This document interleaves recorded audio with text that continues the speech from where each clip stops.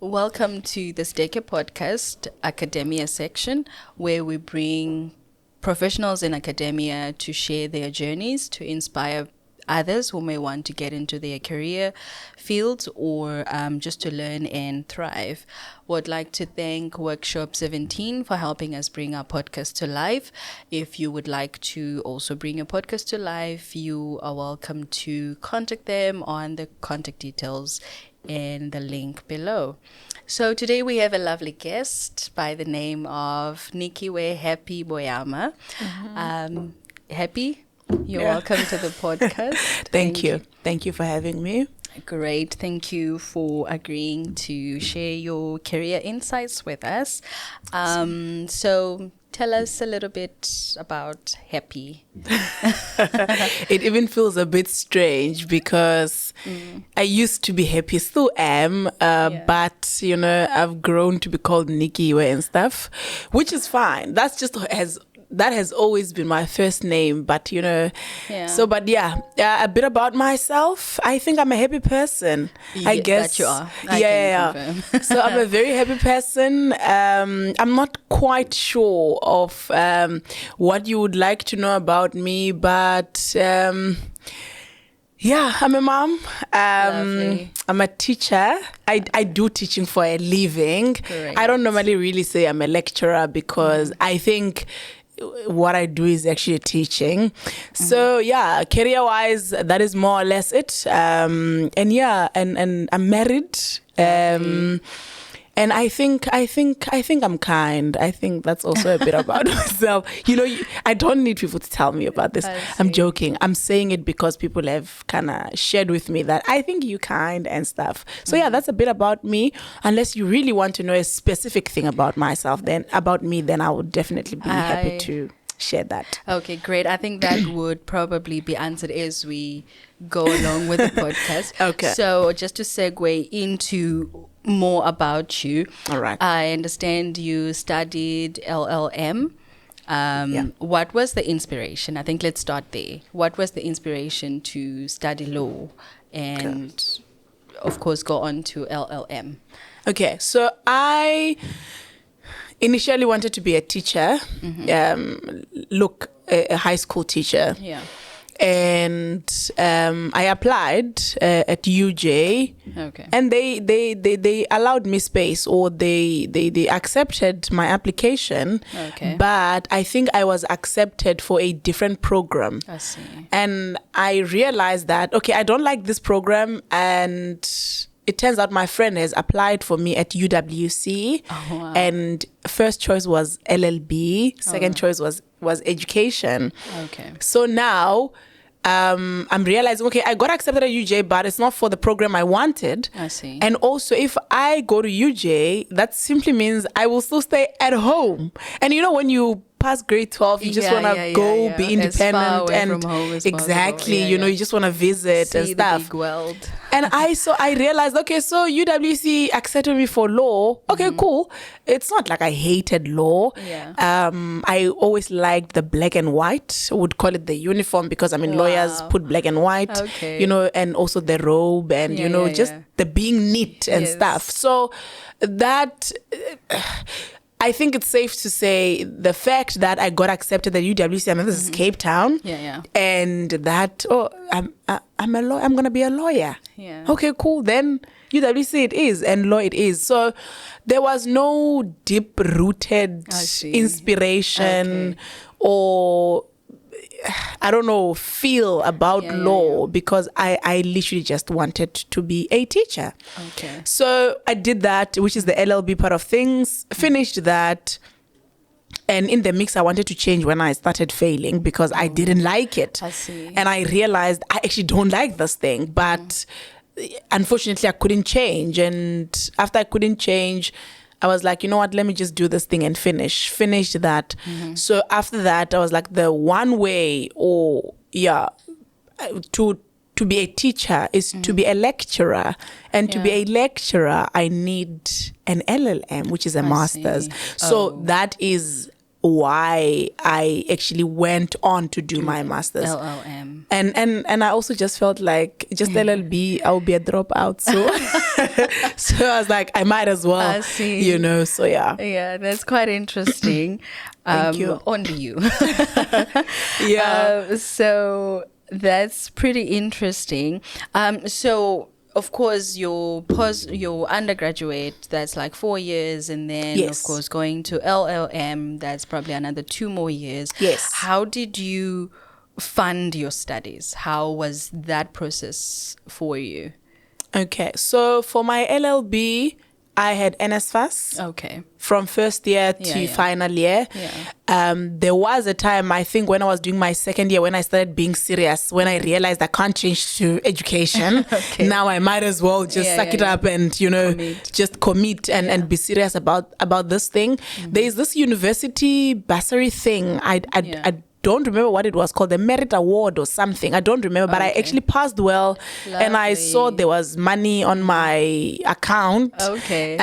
To of course pay part of the fees. Yes. But my biggest funding was from NSFAS, because that's where I got the book funding. I also got the tuition fee from them, and I also got my meals, like Pick and Pay and stuff from NSFAS.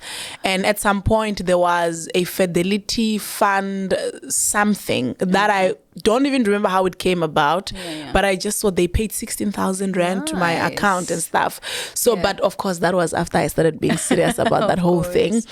So yeah, that's how the funding has been. Moving to my master's, I was part of the program, the best program a person can ever be part of at UWC. Then I don't know now, because this is a few years back. Of course, it was called GLA, Graduate Lecturing Assistants. So I graduate lecturing assistants, and I was a graduate lecturing assistant. So they paid for my fees and my place to stay. Great. And also kind of paid me a stipend. Nice. So after the fees have been paid off, then that money that was going through to my fees then would just come to my account. So that's how I managed to get funding. I see. At some point I had to fund myself because I didn't do the master's in the 2 years provided. I see. Okay. So I think the main reason why I asked about funding, because I think that took off much of the pressure. Yes. To allow you to focus more on your studies, because imagine you are now trying to fund and you are still trying to, it's LLB, it's LLM, it's not a walk in the park. So I reckon having that aspect of your studies sorted out really went a long way in affording you the time and peace of mind to focus on your studies. Yes, 100%. But having funding, especially for LLM, whether you have funding or not, of course, that pressure is off your shoulders. But it doesn't take away the work that still needs to, Yes. That is. LLM is the big leagues. It's the big guns. You need all your wits about you. Look, So, but it really assisted. I didn't have to worry about what I will eat and place to stay. Funding, fees, because it's a lot of money, or it was a lot of money. I remember I did, I think at first I did 2 modules, and one module was roughly 14,000, and excluding the research itself. I can imagine. So, and excluding the registration as well. So that was quite a lot of money. So it really did go a long way. Definitely does really go a long way. That's really great. And I think also if you look at the time that you would need to complete your studies, if you're self-funding, that really does take a toll on you mentally and of course financially. 100%. So that's really great. How did you, now that you are studying, and I would imagine that you were sort of like full-time, right? How did you now transition from your undergraduate to LLM and to now being a teaching assistant per se? Now you are shifting more into a workplace or workspace kind of environment from just focusing on your studies. The transitioning was, I was young then. Of course. You know, when you are young, you just want to do things. Hence, sometimes, you know, sorry to deviate a bit. No problem. Sometimes I feel like I need a rematch. I need a second chance. Don't we all? Like, I feel like when I did my master's, I was young. Of course, I did have a goal in mind that I want to be a lecturer. And it seems at this moment or at this particular time or season of my life to get there, I must do my LLM. But I feel like it was more doing what had to be done and, you know, finishing so I can move.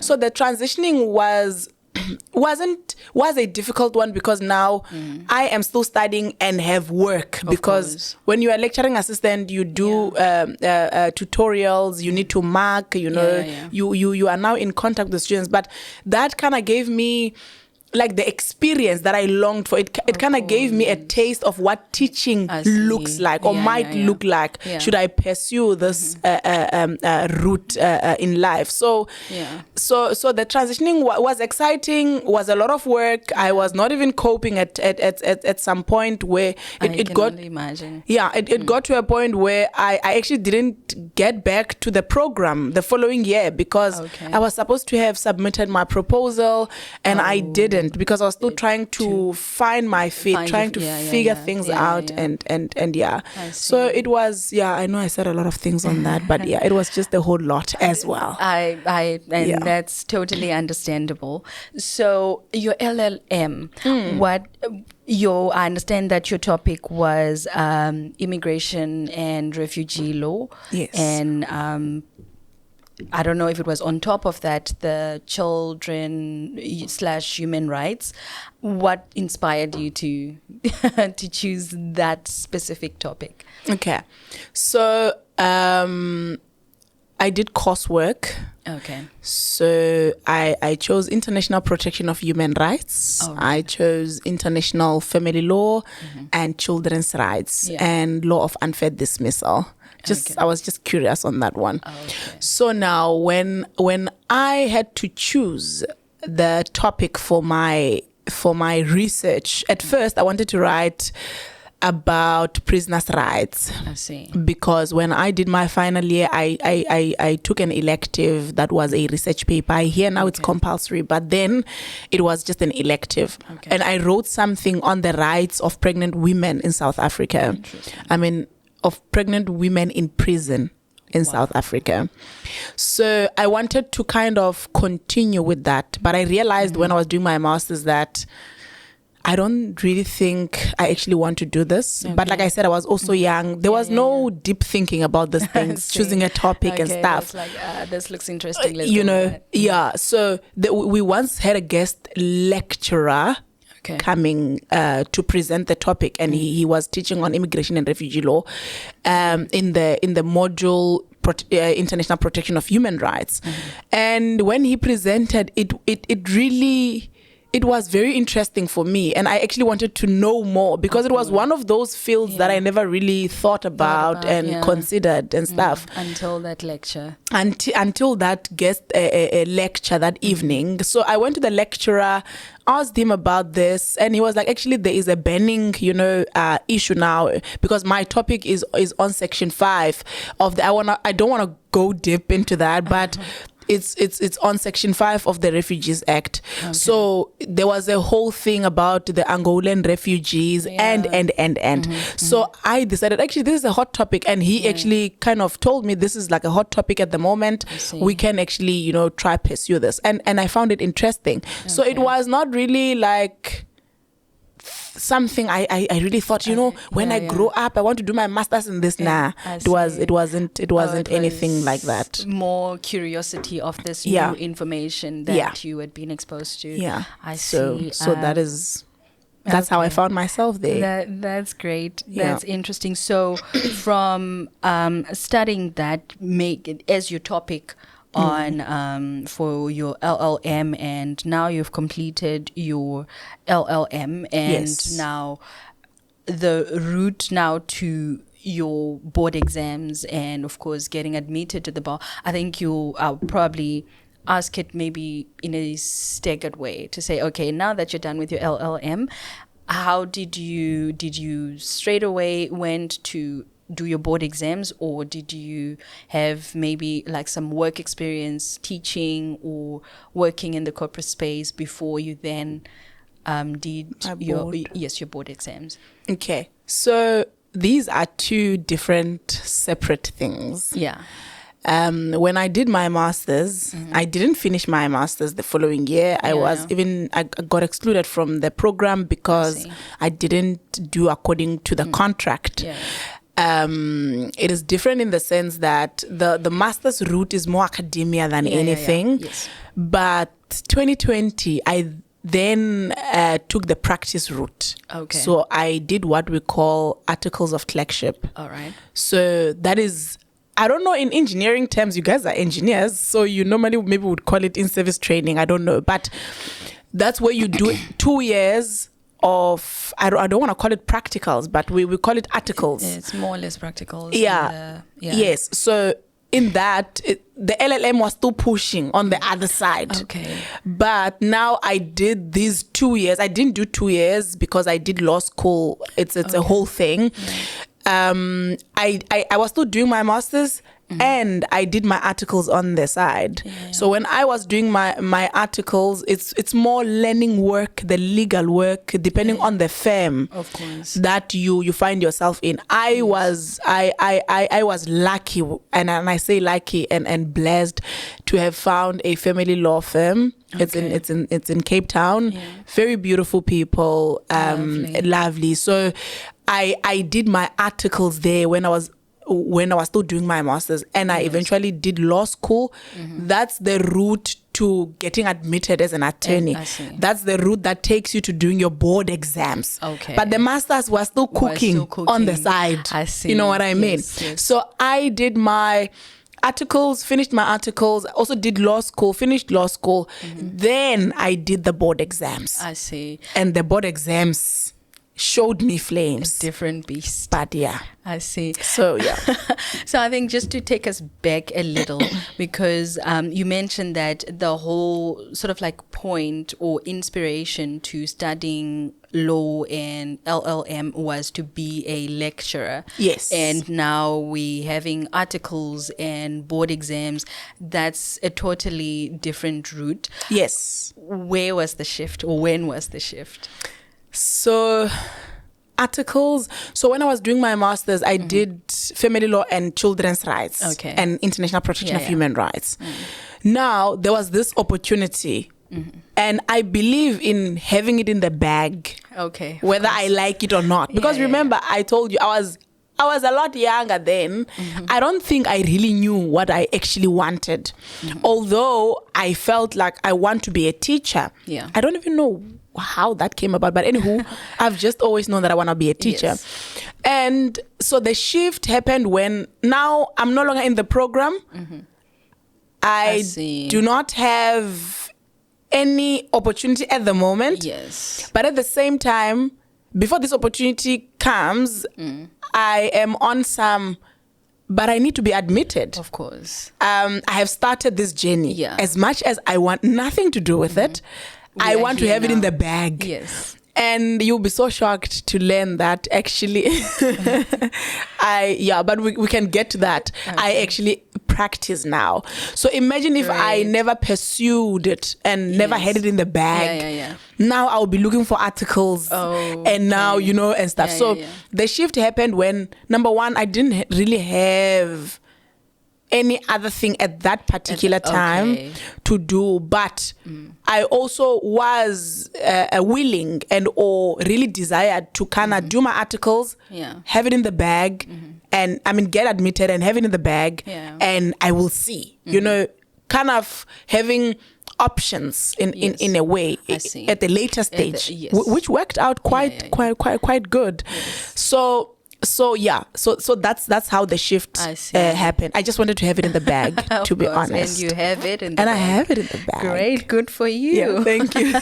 That's lovely. So now the LLM, that's done eventually, and then now we go for the board exams, and now done as well. Yeah, done as well. It's in the bag. Yeah, and you get. I think so. Now, talk to us more about the bar, I believe, getting admitted to the bar.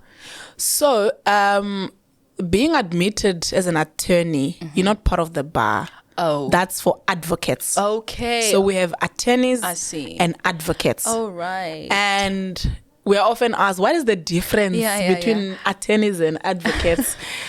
First one is that after the 4 years of university, depending on whether you extend it yourself or it gets extended because the program was 5 years. Okay. Because sometimes it could be 4 years. Yeah. Sorry, and you extend it yourself. Yeah.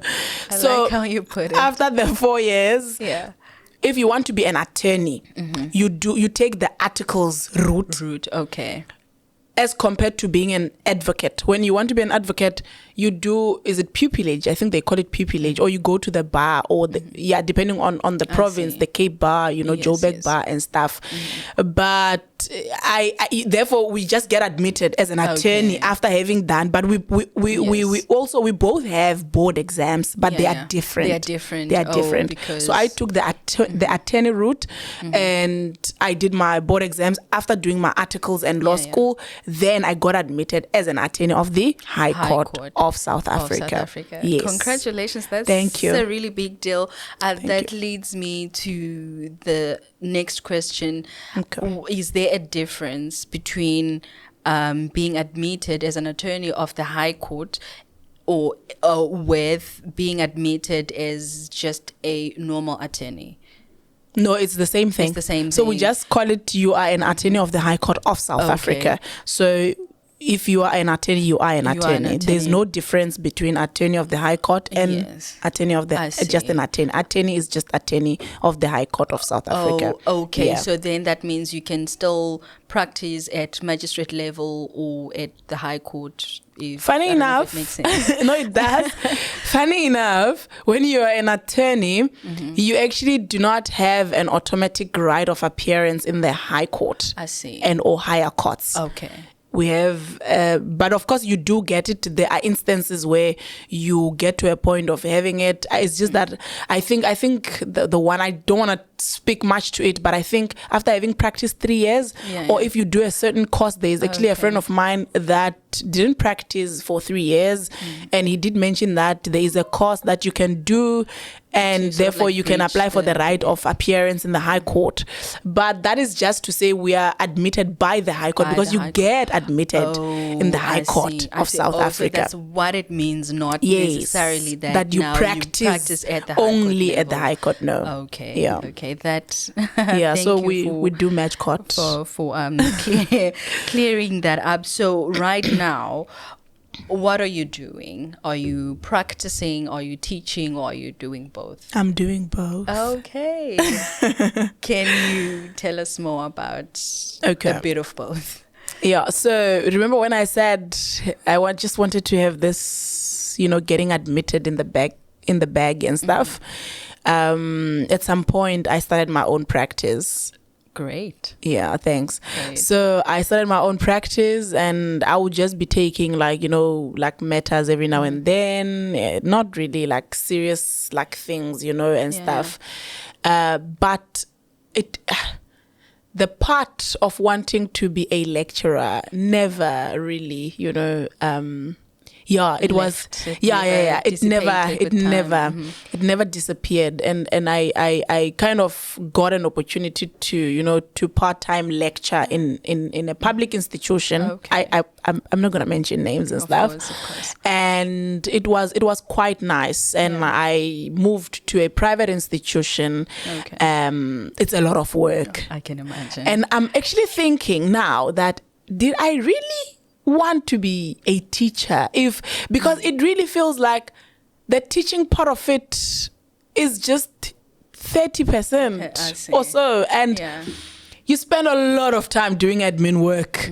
So we are literally just administrators that went to Harvard, you know. Okay. So I do both. I'm a lecturer.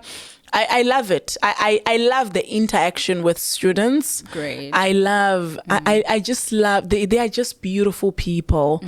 I love that part. But when it comes to practice, I find myself doing family law more. Okay.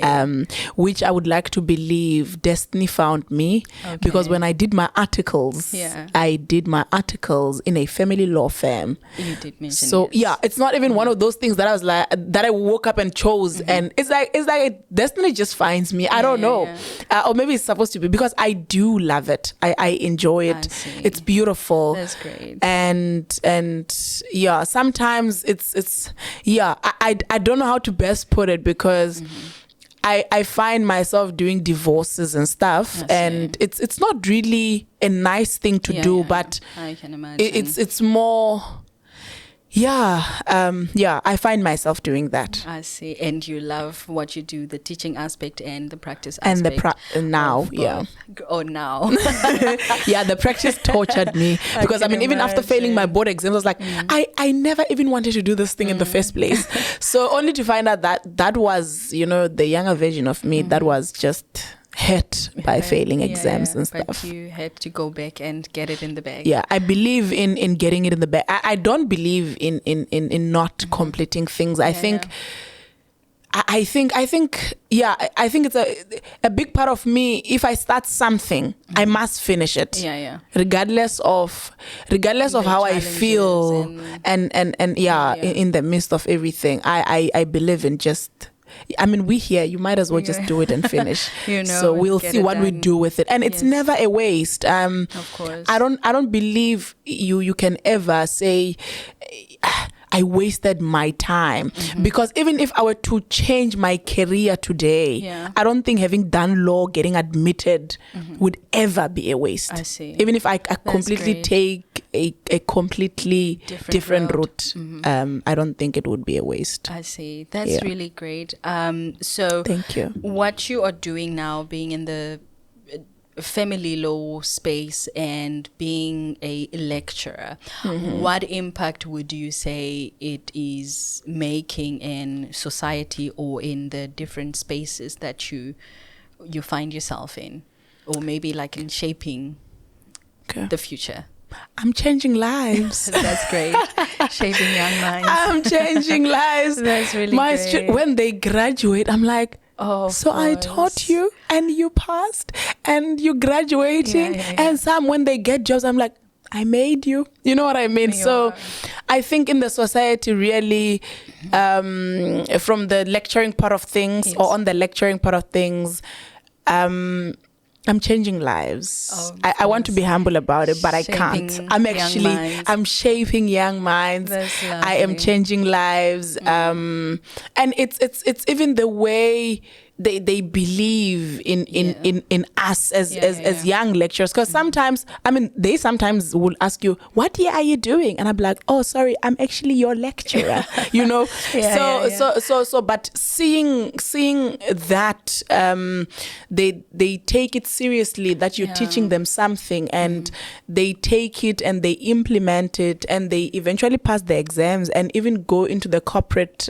space. For me, that's it's a big thing. It's a dream. It's a win. That sounds lovely. So, thank you. I think just as a parting shot to anyone that might want to study LLB, that might want to study LLM. Oh, before we get there, LLM is in the bag. You're practicing. You've been admitted. That's also in the bag. Where to from here?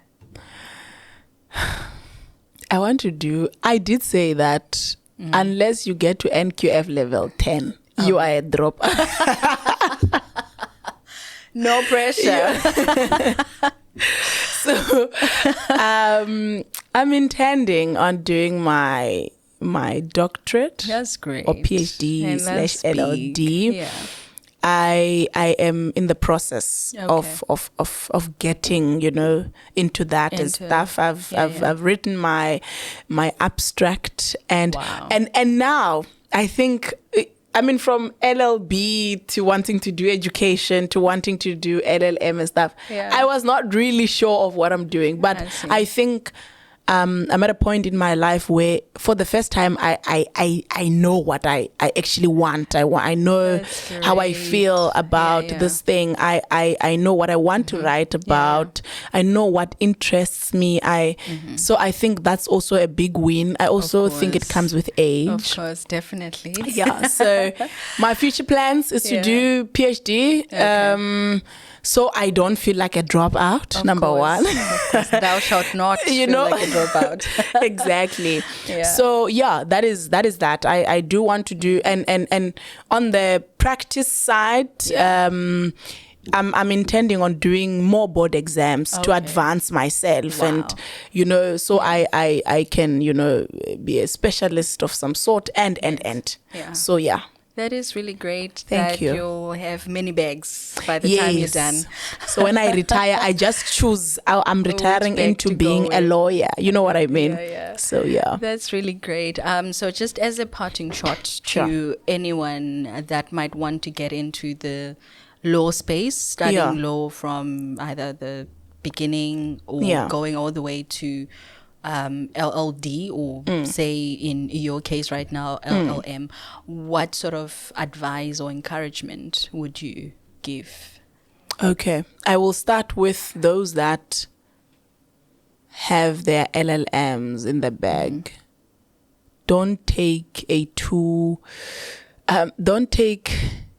break for too long. Okay. The mind block that comes with that is terrible. I can imagine. Unbearable. If you have an LLM or you have your master's, you can take a break, a year or 6 months, whatever. If there's a second intake, you can jump into that. But don't take a break for too long. I see, I struggle to write. I struggle to read. It's I'm not talking about just reading, but I'm talking about academic and legal reading. Focusing deep diving into because doing the work. It's terrible. I have taken a break and it's been some time, and getting back to it is not easy. Of course. So if you have an LLM and you really think, you want to pursue, just do it, I see. And this is also some people's experiences as well. I do have someone that I sometimes work with, and he was like, I regret not having done my PhD when I just finished my master's. The mind is fresh also probably exactly at the time. And the responsibilities, because when we grow, we also grow, we have more responsibilities and stuff. Yes. So if you have an LLM, you can take a break, maybe a year, but if you really want to do this PhD thing, just do it still fresh and stuff. If someone wants to do their LLM, I think they must have a reason for wanting to do it. Because that process is not easy, man, especially when you're from your LLB. Because LLB, yes, you do read a lot. There's a lot of things. And there are a lot of things that need to be looked at. You need to read, you need to understand. But the research part of it is not so. Of course, I did my first year 11 years ago. And I'm thinking things might have changed. But in my undergrad, in my undergrad, there was no much research that we had to do. And having to research and write in that way. So if you want to do your LLM, do it because it's really laid. Don't just wing it. But also, I would say you can wing it, because I was just winging it and it worked out. But of course, I did have a reason. I did have a reason that I want to be a lecturer.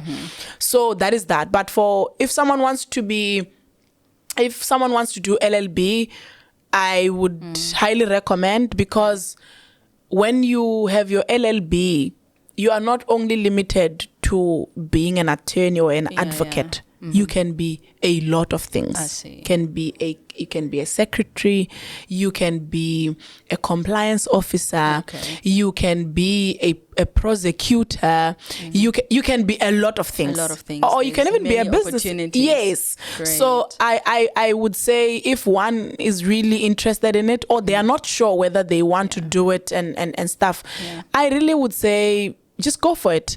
But you must be willing to read. Of course. Willing to do the work. Yeah, it's a lot of work. It's a lot of work, but the moment you find your fit and you find what is interesting to you, it's a lot of work that you enjoy doing. I see. It gets to that. It does get to that, as compared to when you are still trying to figure out things. You are now, you see, in your undergrad, you do criminal law, you do conveyancing as an elective. Then I don't know now. There is labor law. Some are compulsory. There's criminal procedures. There's civil. You do law of contract. You do a whole lot of things. Then you don't have a choice. You must do it. But when you are now done and you kind of know the path in which you want to, go into. You therefore can, narrow things down and focus on a specific thing. So now it will be a lot of work, but it will be a lot of work that you kind of enjoy in a way. But it will always be a beautiful career to choose. Lovely. I mean, who doesn't want to be a lawyer? I mean, so you've sold it well. You've sold it perfectly. People must come. They must come to the noble profession. It's beautiful. The noble profession. With the black and whites. Of course. You wanted the black and whites. Yes. And now you get to wear the black and whites. And I get to wear the black and white. A funny thing is that I know today I'm green, I'm green. My shoes are purple, you all. But I happen to have a lot of black and white things. I see. When I go to the shops, I'm not really a traditional shopper. I'm more online. Because when I get to the shops, I just don't know what to buy. I see black and white things. I guess I was born a lawyer. I was just in denial. So now I get to do the black and white, and it's beautiful. Great. I love it for you. And thank you. I think that, in fact, that is very inspiring. You've done and achieved quite a lot. And I really do hope that anyone that's going to come across this podcast will have a lot of takeaways from either the specific law aspect of it and just from, life lessons from this.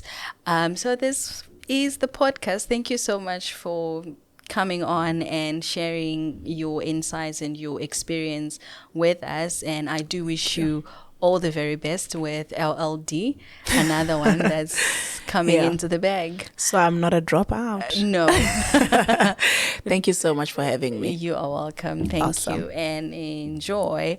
That was professionals to share with us their career journeys, and so that we can thrive and learn and to aspire people that may want to go into that career field.